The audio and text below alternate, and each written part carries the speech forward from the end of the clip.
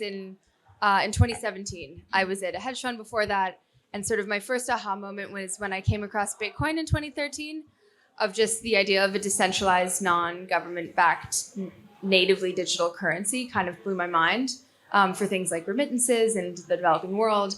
And then fast forward to 2016, a year after the Ethereum blockchain launched, just the whole idea of digital ownership and what programmable smart contracts could allow and disrupt for every imaginable industry. And so sort of my perspective in the space today with amazing artists and builders and curators is sort of more from the tech side, more from the Web3 side, and building out some of those tech over the last 5 years and sort of building up the stack of where we are now and the adoption of the application level over the last 18 months of actually having blockchain-based assets like digital art and collectibles to play with and interact with. Awesome. Hi, everyone. I'm so happy that the mics are working again because my voice is already a little hoarse, but nice to be here. My name is Sasha Stiles. I'm a poet. I'm also a visual artist and an artificial intelligence researcher. And I do a lot of work with natural language processing and generative text, which basically means working with AI, working with neural networks that put language together in ways that sound and behave human-esque. I've been writing poetry my entire life, mostly in a very conventional way. And over the past 10 years have really kind of shifted my practice to focus on using new media and really embodying a lot of the things that I write about have to do with post-human futures and with speculative technologies and how they're reshaping the human condition as we know it. And as human poets have been writing about it for millennia.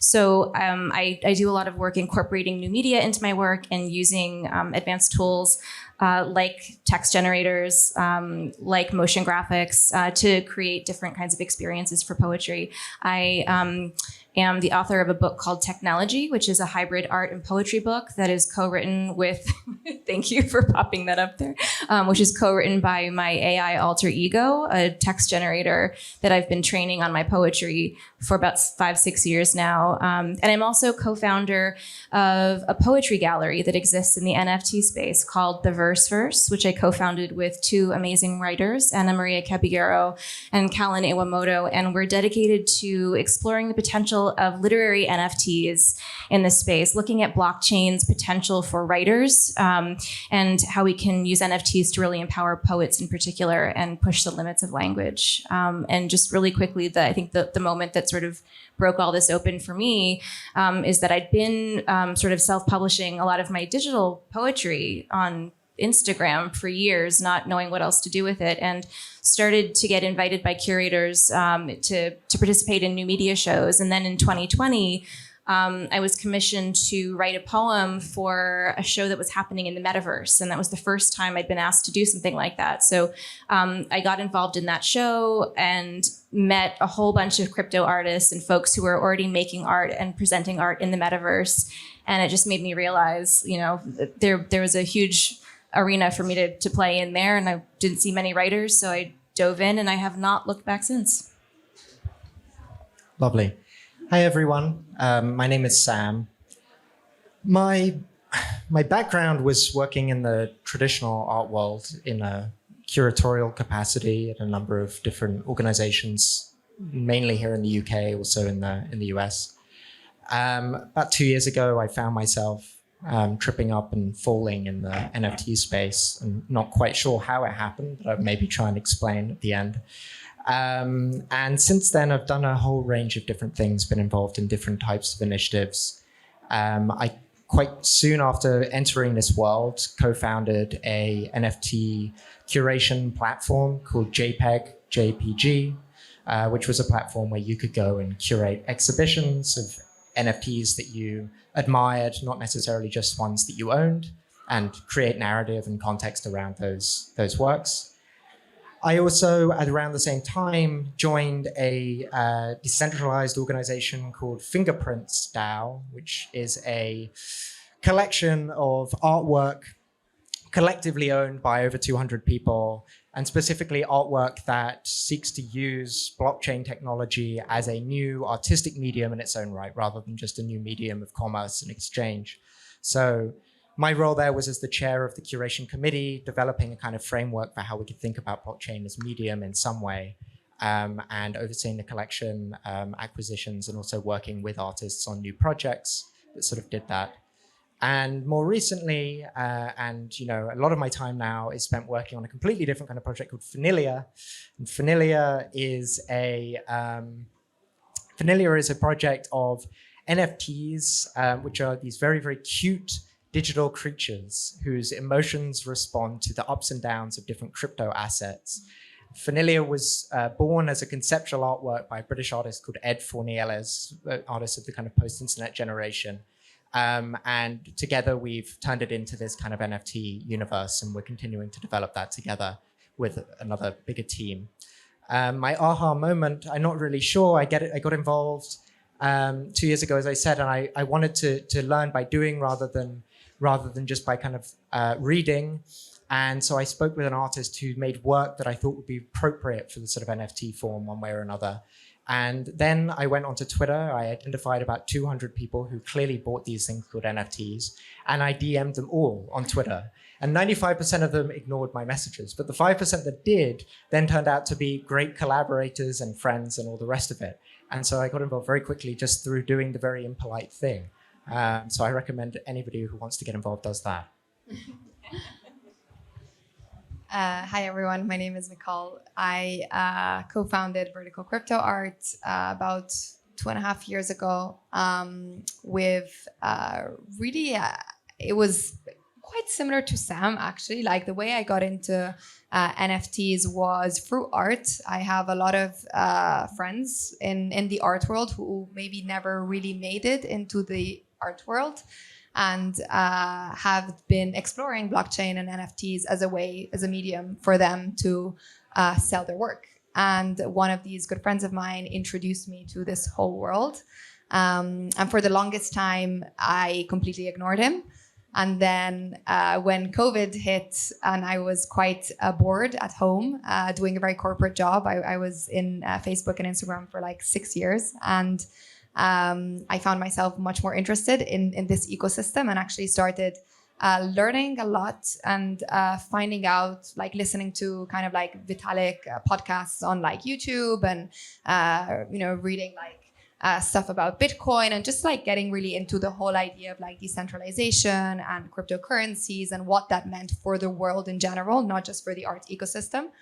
That then kind of fell quite deep into the rabbit hole and saw an opportunity or a space for curation and bringing up artists that maybe are not necessarily considered artists with a capital A from like the traditional art world. And that's how VerticalCrypto Art started. Very much, we have music. Very much as a curatorial platform, and from there it kind of developed to what it is now, which I'm still quite have trouble defining. So I will avoid the definition of VerticalCrypto Art. Thanks so much for the introductions. I think it's really great that you also picked the word culture when talking about sort of like the direction we're taking, because another word that we often use is community. And I think all of us sort of like are beginning to have community fatigue. And culture is a really good umbrella term, which encompasses community, but also like several other things like oral narratives, traditions. And I think we see our own forms of cultural aspects being formed within the digital space. And all of us are coming at it from a different angle.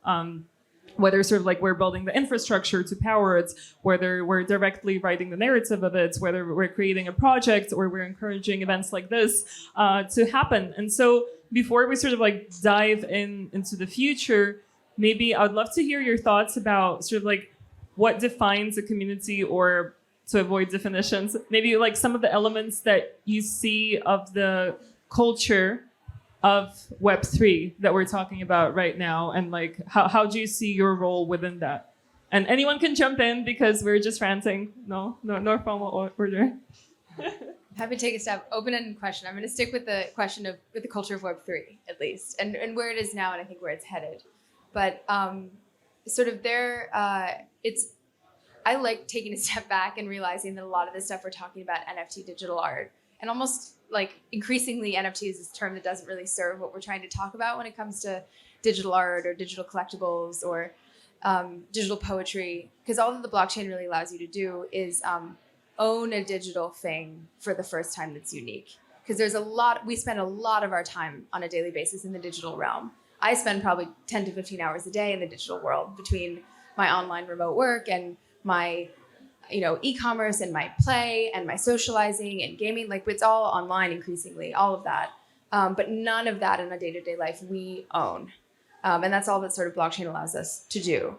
And so for a while in the crypto Web3 industry, before we even called it that, all that you could do was buy or sell the tokens. You could buy crypto, so you could buy Bitcoin, you could sell Bitcoin, you could buy ETH, you could sell ETH. And a very small amount of the population actually enjoys or is good at trading. And then finally about early 2020, you could do things with those assets if you held them, with those tokens. And that was sort of the beginning of DeFi. So people that had a lot of crypto assets previously could now hold on to their ETH and provide liquidity into a finance protocol and get paid yield in return. So it got a little bit interesting. And then, because the asset prices all rose at the beginning of 2 years ago, you had kind of what I would describe as a crypto nouveau riche population. And that any population that has sudden wealth creation, like tale as old as time, acts very predictably. They start buying, they have dispensable income for the first time. They start buying luxury goods. They may buy a second home or a car or start collecting fine art for the first time. But for this particular demographic, a lot of their wealth and their assets were in crypto. And so they looked around the room and said, what can I spend my crypto assets on? And they said, amazing, digital art, digital collectibles. And so in the beginning, it was all kind of the same people.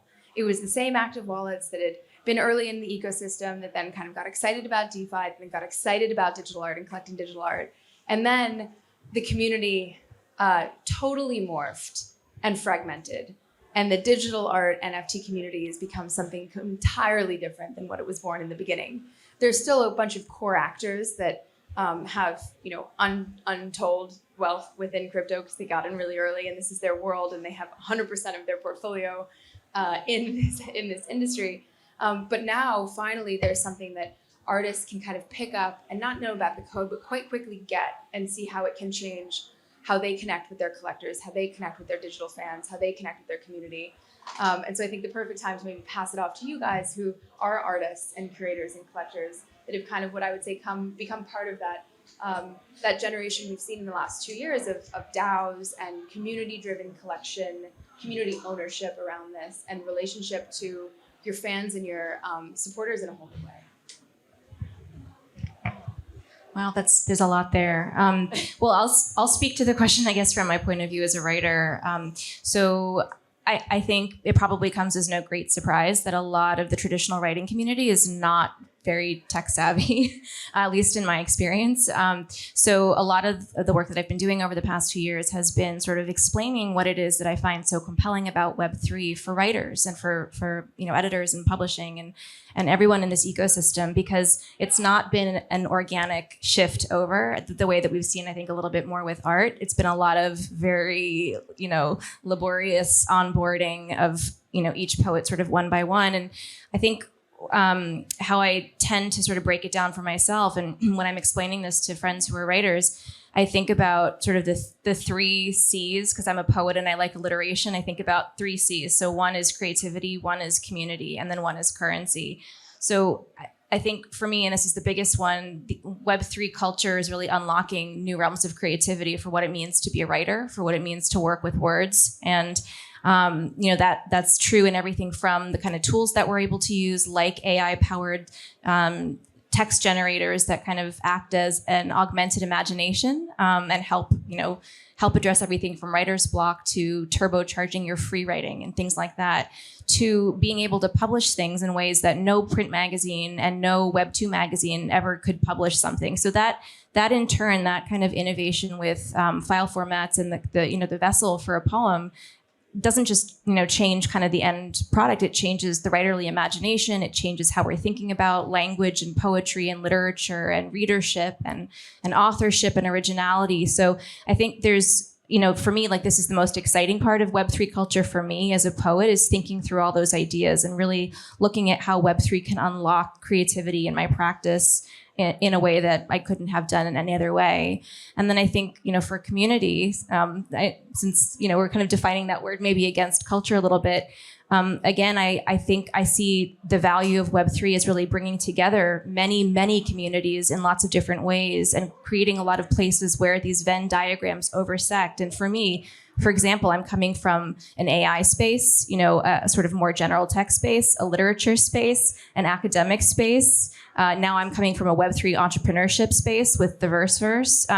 All these different sort of arenas that I think in a traditional world wouldn't necessarily intersect now are coming together. And so I'm able to find a place for myself as a poet who's writing with an AI co-author who publishes a physical book, but it's also publishing media-rich texts in ways that are very different, and thinking about the evolution of publishing and the future of literature. So that's all very exciting as well, just the way those communities can really enrich what it means to write and be part of a culture of writers. And then the last thing is just thinking about currency. And obviously there's the literal thinking about what cryptocurrency means, but I feel like, again, as poets, we kind of like to find all the layered meanings in a word. And I think, in Web3, currency isn't just about the exchange of money. It's about the exchange of power. It's about the exchange of value. It's about what you bring attention to and meaning to. It's about amplifying things that deserve to be heard.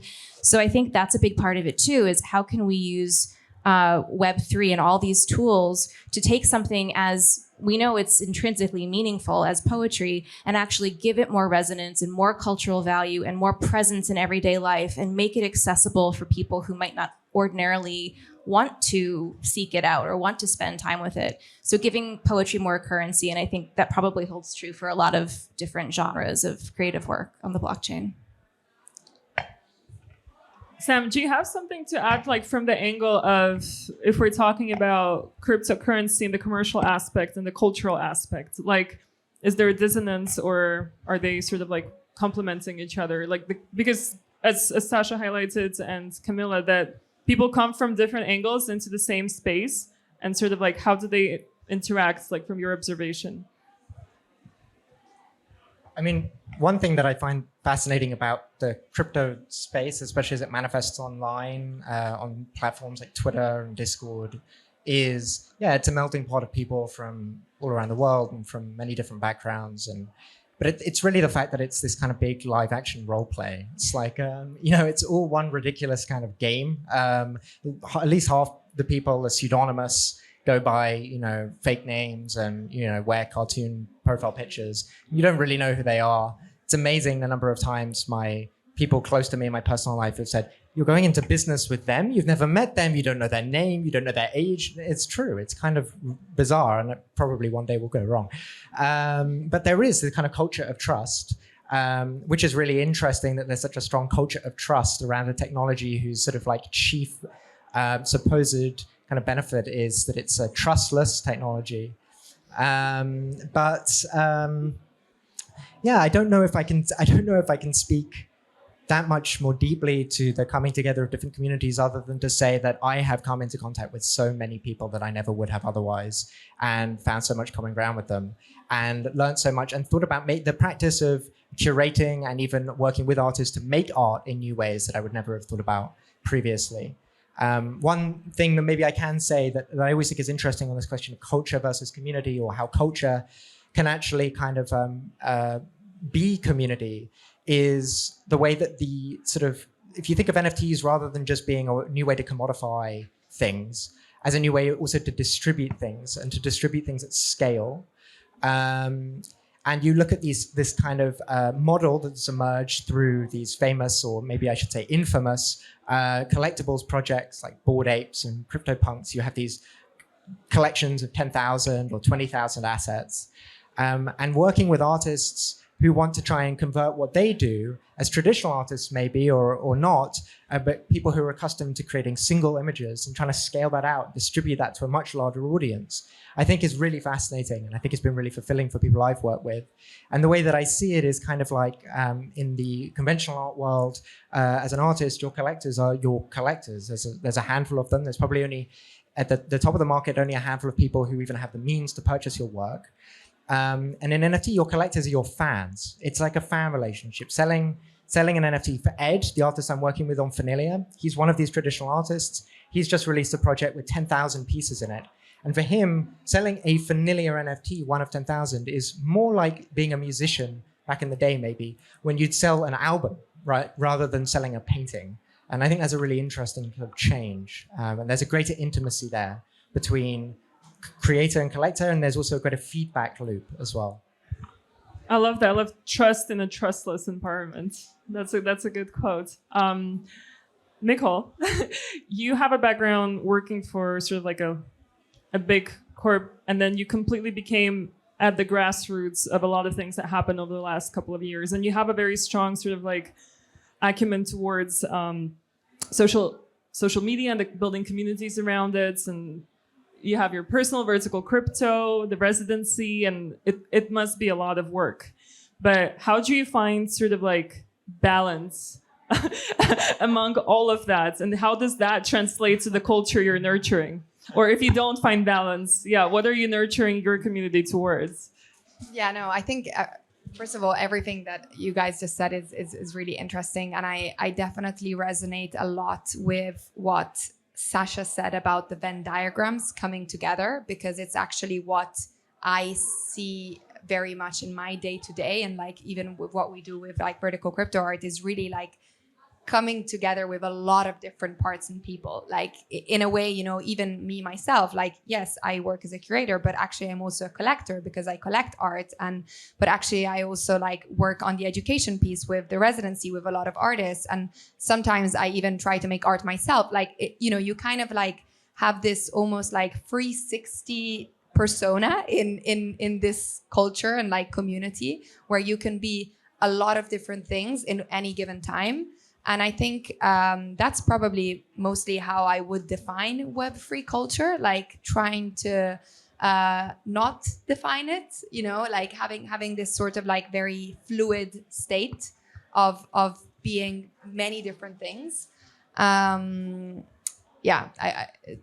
kind of like what I would define as a culture. But also, I think there's a flip side to that, which maybe like Sam touched on a little bit, is the money side of things, because I think we can't really kind of like, you know, be oblivious to it. Like a lot of the culture, or I guess what you see online of how Web3 is being communicated or how NFTs are being communicated, especially in the outside bubble of not your like Twitter circle, is very much led by money and by capital. And you know, the projects that you hear about a lot, such as Bored Apes or CryptoPunks or many others, are because of the very high, you know, amounts of money that they generated or sales and whatever. So I think like that is, I guess, a flip side to like Web3 culture that I personally, I don't enjoy that much. And I think, you know, it's good to talk about it because it is there. Like realistically, we are in a market because the ecosystem is a market. It's driven by cryptocurrencies. And so also like balancing that idea that you're constantly talking to a market whilst also talking to artists about art and culture is how I definitely don't balance myself in what I do. It's really great how you touch upon commercial elements because I know, Sam, you have a background in sort of like traditional art world, so you can compare the dynamics between the two. And we see a lot right now, traditional galleries entering the space, and they're using various techniques to approach the community. And sometimes they follow the culture, sometimes they don't. Do you see overall like they're pursuing successful strategies, or do you think like maybe there's some advice like you would potentially give anyone here who works for a traditional gallery? Yeah, I speak to a lot of people who come from the traditional art world and want to know how they can get involved. And I welcome it. I certainly am not somebody who's kind of says, no, this is like our space and you're not allowed here and this is, a revolution and whatever. I think the main thing I would say about successful strategies is that I think there has to be a recognition that you cannot just kind of import your traditional, your existing outside reputation as a gallerist or as an artist and, walk into this new market where people may not have ever heard of you and kind of act arrogantly. The second thing I would feel, which actually has become a bit of a frustration for me, speaking with people who are coming into the space from outside, from the art world, is absolutely no real effort to bring their existing clientele into the market, right? So it's kind of like this somewhat complacent attitude that they can come in and there's loads of money here and there's enough money for them and people are just going to buy what they release. And it's just simply not true. It's not correct. And when I ask them, so do you have existing clients who've shown interest? They always avoid the question and they very clearly don't. And I understand that it's difficult and I understand that they are not alone responsible for educating people. But I do think that there has to be an effort because as somebody in the inside, you're not going to respect the people coming in from the outside. You're not going to buy their wares, as it were, if you don't see them making a sincere effort to engage in the culture that you're part of. So that's the main thing I would say. And also to sort of touch on what both of you said, so as Micol pointed out, it's sort of impossible to separate the moneyness from it the same way that it is in the traditional art world. It's just the market in this, when they're natively digital assets, is just so liquid and transparent and easily accessible. And so all of that obfuscation gets taken out of the broker and the auction house and everything else. It's so immediate. The relationship is so direct. And so especially in the last 18 months, it's been hugely speculative. And so there will always be, there is a market for it. That's the nature of these assets and these goods, is that they're infinitely sort of transferable and you can build these marketplaces and see all the history and the provenance, what they sold for before and all of that. But I think a lot of the sort of the crazy headlines you're seeing, the part that, the artists really innovating in this space sort of have a visceral reaction against. And a lot of people that have come into the space and have read the headlines, because the understanding, I'd say, is kind of reached the zeitgeist. Awareness, rather, of everyone reading that headline. A JPEG of a monkey sells for £1 million, and you kind of want to hate that. But I'd say because awareness is there, at every major publication around the world, there's a beat reporter covering NFTs or crypto culture or NFT art or whatever the hybrid is of all this stuff coming together. But I'd say understanding of actually what's happening and what you can do with the tech, especially using all parts of the animal and bringing in new technologies like AI, new ownership experiences like the DAO co-owning collective art collection model, that's much smaller. And so, the moneyness element of it is just part of what any market is. And I think certainly for the work that we've been doing with Sotheby's in the last year and a half to bring them to this space, they fully get it. Like Sebastian Fay, he was speaking earlier today, who's the director of EMEA, and even Charlie Stewart, their CEO, they fully understand the power of this technology, not just as a new canvas and a new medium for all forms of art, but as a new way to sort of make art rather than an asset as it's always been, but the potential to make art into an asset class within itself, because it's so sort of understandable now and easy to transact with. I actually have one more question, Camilla, for you. You're working with tech, so at the forefront of what's going. So you sometimes know what's going to be released and the timeline. And since we're talking about the future, whatever you can share, what are your sort of opinion about where is the art and culture going right now based on the work you do? This is when we ask for what's called alpha in the crypto world. Exactly. What I can say is that, of all the major brands that we've been working with Sotheby's for the longest amount of time. Just move your mic. Oh, can you guys, there we go. We're working with Sotheby's for the longest amount of time. And we first worked with them to set up, the site and the ability to sell these high value, amazing digital art pieces. They've done a couple sales now, curated sales. They even did a collector curated sale where Fingerprints curated. I'm a member of Pleaser DAO. We put a piece forward. And they similar to what you were saying, Sam, which I love, is we're really thoughtful about when we enter this space, we need to help use, our Sotheby's brand and our 300-year-old legacy of being an auction house to help bring attention and elevate this space because they see the potential in it. And they really wanted to do it in a way that was sort of supportive of the entire industry to shine a light on what was happening rather than being value extractive. As you were saying, some people who entered this space are. Because those big pools of capital are usually coming from within the Web3 native space, which is a very different target audience than the new joiners, the traditional contemporary collectors who are setting up a crypto wallet for the first time and buying their first NFT, in the last year. That's very different. And so they said, it's important to us to bring our contemporary and do the education and bring our collectors into this space and help hold their hand through the process. From sort of two things I'll share when we look to the future. First of all, as I think everyone in this room can empathize with, the Web3 user experience right now is terrible. We've all gone through that of either ourselves or telling a friend, it's really easy, buy your first NFT. Connect your bank account to Coinbase or Kraken or whatever it is, buy usually ETH or USDC or whatever the token of the platform is. Download that browser or that plugin on your browser, go to the marketplace, try to make a trade. Ooh, it might fail, but you're not going to get that money back. And if it's a high sort of excitement mint, you might just get front run because someone paid more transaction fee than you did and lose out entirely. And so I sometimes joke that from like a tech perspective and from a user journey perspective, it's like the whole art community came to a house party that they'd heard about that wasn't yet set up for hundreds of thousands and millions of people to come to. Like your stuff might get stolen. There's no bartender.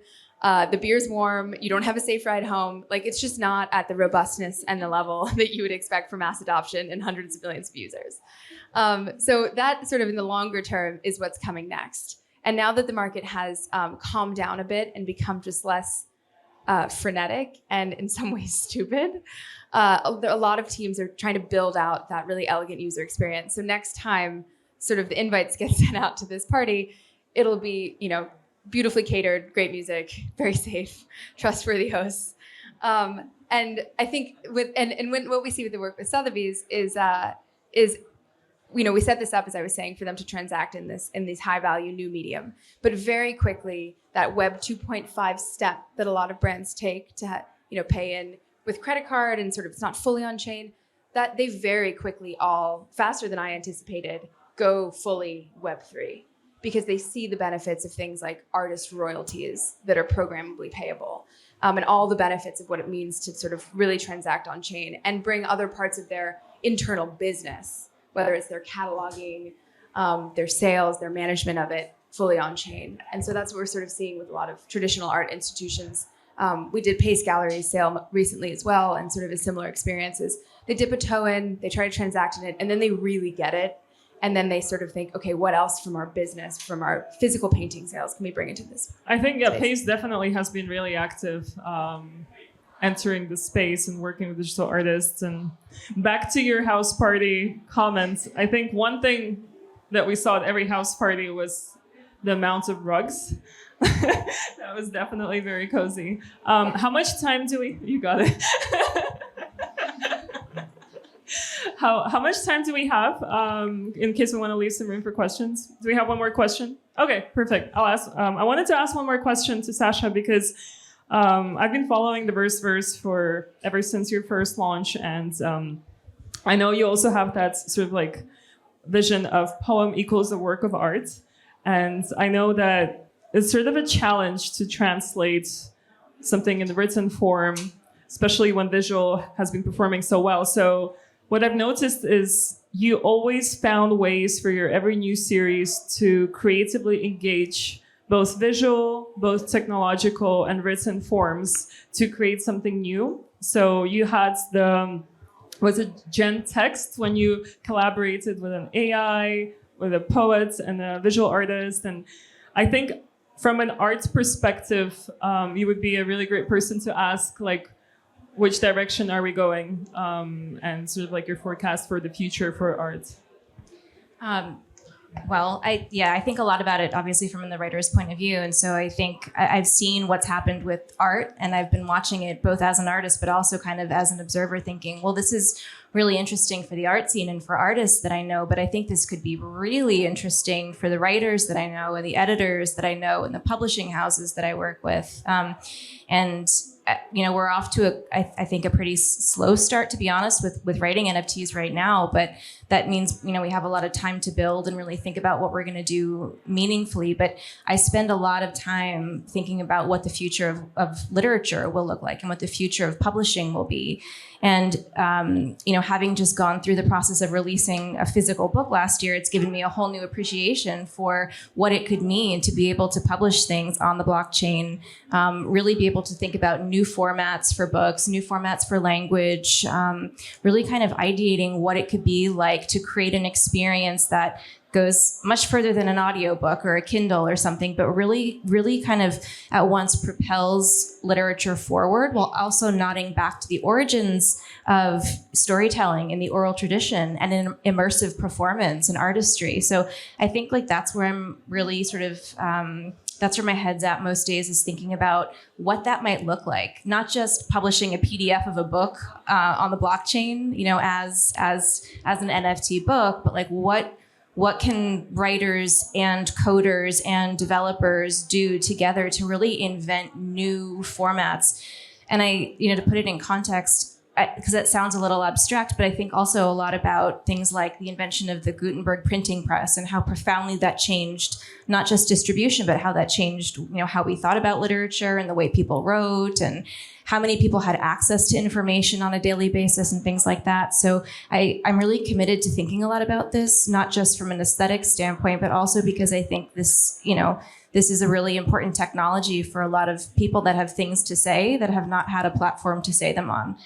So I think a huge part of what I'm doing, both at the Verseverse and personally, is doing this kind of onboarding and really building community, and literally going from workshop to publishing house to literary journal, and kind of giving a little pitch on why I think this is important, why it's not just like a little kind of poetic hobby, but why this is actually really means more than that. And it's been really fulfilling to do that. It's a lot of hard work, and there is no balance, as Micol was saying, but it's incredibly exciting to do it.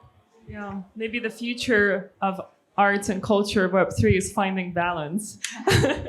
So one final question, Micol, I wanted to ask you, because you speak to a lot of artists, and you obviously have to take into account the commercial sides, but also what fits the culture. Is there any trends you see that are coming that are new to the space? Wow, that's a big question. You're really looking for alpha here. I actually, to be honest, it's kind of funny because I think the way that I and we kind of curate in a way is almost trying not to go against the trends, but trying not to follow the trends that are very popular to follow in Web3. So, you have these spikes of everybody loves generative art and suddenly everyone is a coder, right? And everybody's doing generative art. And then you have the spikes of everybody loves net art, which still hasn't happened. I hope it happens because I love net art. But, there's these really big kind of, trends that happen that I think in a way don't help artists and actually don't help the culture. Because the culture needs variety and needs differentiation and needs diversification. And so what I personally like to do is actually bring in a variety and a mix of artists and practices and people and backgrounds together in group shows, in conversations, in events, and even today, it wasn't just about art. We talked about music and fashion. So I think the idea of not kind of focusing so much on a single trend is what we value a lot and try to do. Having said that, I do think there is definitely a shift that I'm seeing and also hoping to see as well in more of the digital fashion side of things. I think a lot of creators and artists that work and mix like their 3D native skills with, fashion are extremely interesting. And it's a space that hasn't really been explored yet. Sam J, who's one of the artists that is exhibited in the group show downstairs, is, I think, one of the artists that does it brilliantly and really like blends these two. So I hope to see that more. And I think there's many creators and artists that are doing really amazing work in that space. And seeing, things like Gucci Vault, for example, and kind of like bigger brands coming in and tapping into these independent creators is how I hope the culture like continues as well. Not just, big brands coming in and eating up, but actually big brands coming in because it's good that they come in and bringing in more of like the independent culture of Web3 with them as well. It's for sure like we're not fortune tellers to tell you about the future. So I hope no one came here thinking we're going to predict the next wave. But I think by understanding where we're at right now, it gives us a much more educated perspective into where this is headed. And I think we have some time for questions. Yeah, you're first. So I've actually, one second. There's the mic, yeah. Thank you. This is more targeted at Camilla, but everyone can understand it or can dive in. I have a far more cynical view about why the Sotheby's and the Christie's are getting in there. I think it has, in order of priority, money, the fact that they're getting a new demographic, into this art world that they never had access to, and last, and like a distant last, is the art.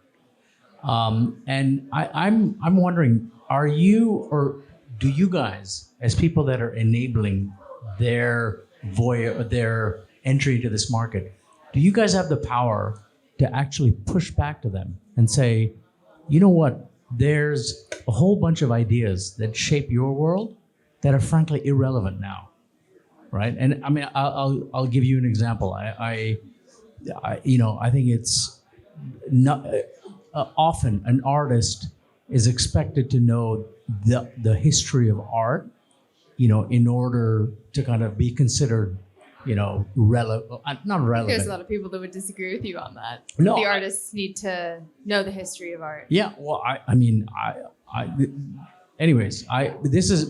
my point is, a great question. my point is, this is a great debate to be had. Yeah. I mean, I think you'd have a lot of people in the traditional art world that say, all digital art is bullshit because these guys know nothing about the history of art. And I would argue, well, so what? But my question to you is, while you're enabling these guys to come in, do you have the power to push back and say, hey guys, there's a lot of crap in your world that we don't want in our world? So, and it's a great question. I think, I would start my answer broadly and then come to Sotheby's specifically. So with pretty much every major Fortune 500 brand, every major brand with pick an industry, automotive, all the top names have done a project, fashion, art, all the major auction houses and major galleries are in, artists, even the two biggest living, Koons and Hearst, have done projects in this space. Every single brand, Adidas did probably one of the most successful sales. I think now with initial and royalties, they've made like over 23 million. So every single brand has explored this space. Most have done a project already. And when we've spoken to a lot of them. And when you talk to these brands about what are their goals in this space, you get very different answers. Sometimes it's dollar signs. They think honeypot, crypto nouveau riche, the group we talked about. Great. How do we sell something to these weird internet idiots? Some think like innovation theater, that they have some metaverse 2023 OKR. It's tied to their job performance. They need to like be in this space because everyone is, and it's how they court the new Gen Z consumer. And then some really like get it. Usually it's sort of an internal flag carrier that's been playing around with these things, and they really understand the potential for their brand to interact with the digital community in an entirely new way. Because brands with big digital followings, or individuals or creators or artists, if you have 5 million followers on Instagram or on Twitter and you're a beloved artist, the only way to monetize that following is to sell them something, like your product line or your art or whatever, or sell your following to advertisers. And no one loves that. I mean, it's the only way people with a following can really get money. But in this way, it's a new way to sort of monetize a digital community. And so we're seeing three, like across the board, the answers for why they're getting into the space. And there's no good answer or bad. I personally, of course, support the third because I come from the industry, so I really care about long-term adoption and making it be in the way, in the world that we all, I think, are attracted to. Decentralized ownership, decentralized value transfer, token-based economies, and the power of that. For Sotheby's, I think that aspect of every brand exploring this space because it's where the new consumer lives and cares about, I think, is unanimously true. Even without NFTs, millennial art sales within the millennial demographic, mostly online. COVID obviously, sent that skyrocketing, but even before COVID, it was trending very much in that direction. To have the sales be online, but have them be natively digital assets, that's new. One of the most recent sales that Sotheby's did was the Sebastian Salgado sale, probably the most celebrated photographer of our living generation. I mean, I think he's heading into his 80s now or 70s now. Amazing photographer, mostly of the Amazon, Brazilian photographer. And for photography, it's a medium that makes perfect sense. And so Sotheby's is very excited to sort of elevate the medium in that way, bring photography into the level of fine art, because you can actually own it and see that the photographer doesn't have to go through marketing jujitsu to say, I promise I won't print more. You can't download a high-res version online and frame it and claim it's Mary Testino. And so they really see for certain industries, they did a generative curation recently with new generative artists like Ike Shells, all the way back to generative artists from the 1960s, where the mediums first became. And so I think in that space, I would give them more credit than at the dialogue they're trying to build and the categories they're trying to define within the art space. Because a lot of people just say NFTs, and they synonymize that with art. And with art, they lump in poetry and collectible projects like punks and apes, and photography, and generative art, and beautiful one of one. It's all kind of in a basket. And so they're trying to sort of make the distinctions and make the creations. But at the end of the day, they're a business. They're not a charitable organization. And so, the volume that they've had and experienced in sales certainly helps them continue to reinvest in what they're building and reinvest in this market. But I don't think bringing in the money element or having brands profit in a way from building this is inherently evil. No, would be my long-winded answer. I didn't mean to suggest that. Yeah. Do we have any more questions? Oh, could you pass the mic? Hi, well, I'm an artist and I'm trying to creep into this. I'm very new to it all, so I have no idea what any of you are talking about. But basically, if I've got an animation, for example, that I like and I want to sell, how do I create a digital contract? I mean, how do I persuade somebody to write a digital contract that will pay me royalties every time it's sold in the future? I would love to hear your opinion as an artist as well, if you're to answer this question. But I think from a technical perspective, there's a lot of platforms out there where you can mint your art, from OpenSea to more curated platforms. What sort of, now putting my Mojito hat on, what we'd love to see is sort of what we've been building custom for enterprises to allow a no-code creator solution. So any artist can put their own, almost their own website with their own NFT commerce for it, to sell your own art on your own terms, with your own content and your own presentation in your own way. But right now it is quite easy to not know anything about code and go to some of these platforms and mint your art and connect with your community. Those platforms will help you, especially the curated ones, will help you program your own royalties at the token contract level. Yeah. It is sort of a frustrating shortcoming of these token standards that it's not necessarily enforceable across the board. So it's up to the marketplace if they want to enforce creator royalties or not. So OpenSea does. They support creator royalties, I think up to 1 royalty wallet. You could, in theory, have infinite royalty wallets. So every time a transaction's done, 10 people get paid, if that's how you want to program it. So OpenSea supports 1 royalty wallet. Recently, other big marketplaces, decentralized marketplaces like LooksRare, made it optional. A new one that just launched, Blur, also made it optional. So, which I think is just completely counterintuitive to what this tech is all about and what it does. But unfortunately, it's up to the sort of the good actors and the stewards out there to support the token contract. A lot is being innovated on token contracts and those standards. And I think at the moment it's being community policed.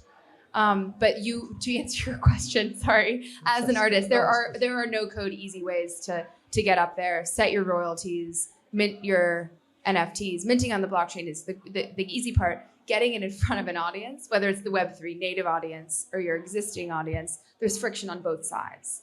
You know, your existing collector audience, again, the user journey in crypto, not so great.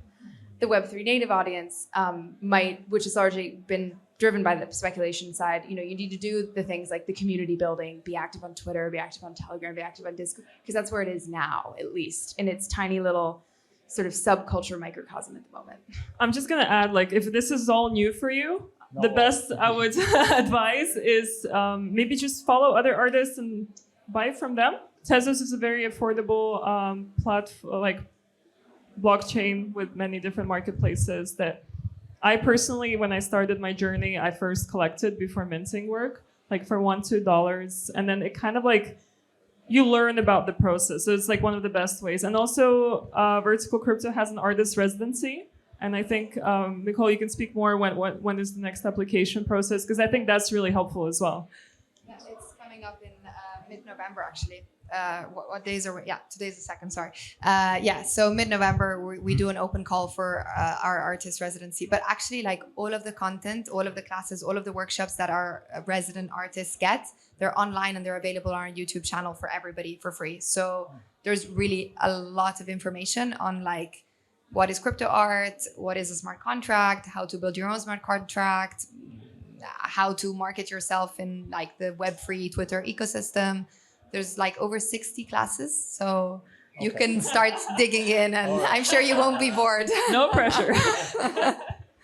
Any final questions before we close? 3, 2, 1. Okay, thank you so much, everyone. Thank you. Thank you, Alex. Thank you so much. Just a quick one. There's going to be a live audiovisual performance by Portrait XO happening at 7, just downstairs and behind like the LED wall that you saw. And there's drinks served downstairs as well.